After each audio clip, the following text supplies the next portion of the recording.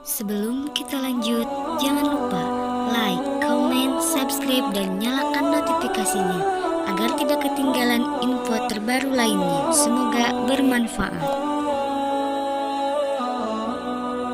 Kisah mualaf Bilal Philips sangat menarik dibahas kali ini. Mengakui dan meyakini ajaran agama tertentu merupakan hak setiap individu untuk mendengar kata hatinya. Maka tak heran jika saat ini banyak kisah-kisah ajaib dari orang-orang yang berpindah agama.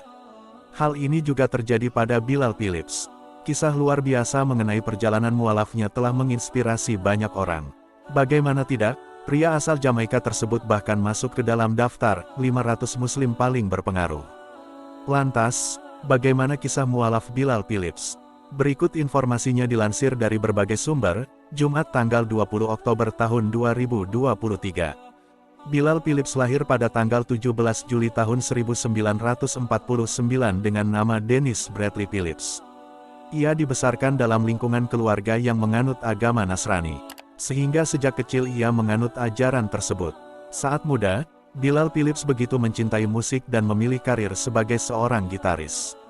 Ia adalah pengagum Jimi Hendrix dan Bob Marley. Kegemarannya ini terus terbawa hingga ia kuliah di Universitas Simon Fraser, Vancouver, Kanada. Ketika saya kuliah di Universitas Simon Fraser di Vancouver, Kanada, saya memainkan gitar dalam pertunjukan musik di klub-klub malam, kata Bilal Philips dikutip dari kanal YouTube Cerita Untungs. Bergelut dengan dunia musik rupanya memberikan kesempatan bagi Bilal untuk terbang ke Malaysia pada 1960-an. Di sanalah Bilal pertama kali mengenal agama Islam. Setelah beberapa waktu di Malaysia, Bilal akhirnya kembali lagi ke Kanada. Namun, saat itu Bilal hampir terjerumus pada pergaulan bebas karena pengaruh lingkungan. Bahkan, ia hampir saja memakai obat-obatan terlarang. Beruntung saat itu Bilal berhasil keluar dari zona tersebut dan memilih fokus pada hal-hal positif. Ia pun menjadi sosok yang kritis sebagai mahasiswa di era 1970-an. Bilal juga berkesempatan untuk terbang ke China demi mempelajari hal-hal baru. Bilal lalu kembali lagi ke Kanada. Di sana ia bertemu dengan seorang wanita di kelompok mahasiswa yang dikabarkan memeluk agama Islam. Alhasil, ia pun tertarik untuk mempelajari Islam lebih dalam. Ia pun mulai membaca berbagai buku tentang Islam, mulai dari Sirah Nabawiyah, sejarah khilafah, hadis-hadis, hingga berbagai khazanah keilmuan Islam. Dari sanalah akhirnya Bilal memutuskan untuk masuk Islam dan merubah namanya menjadi Abu Eminah Bilal Philips.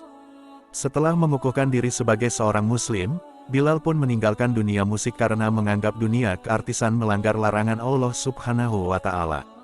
Ia pun memutuskan untuk kembali melanjutkan studi ke Universitas Islam Madinah, Arab Saudi. Setelah itu, ia melanjutkan program masternya ke Universitas Riyadh.